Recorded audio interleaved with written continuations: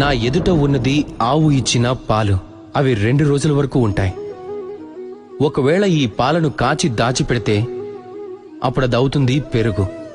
ఇక ఇది 3-4 రోజుల వరకు ఉంటుంది.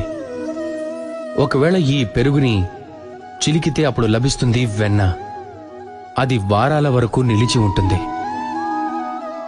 ఒకవేళ ఈ వెన్నని వేడి చేస్తే అప్పుడు లభిస్తుంది నెయ్యి. సంవత్సరాల వరకు పాడవకుండా ఉంటుంది. అర్థమైందా?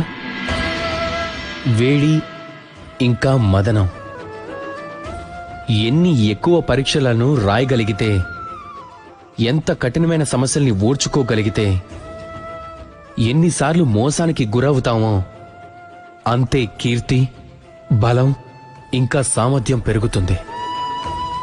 కాబట్టి శ్రమించండి, కఠినమైన సమస్యల్ని ఎదుర్కోండి.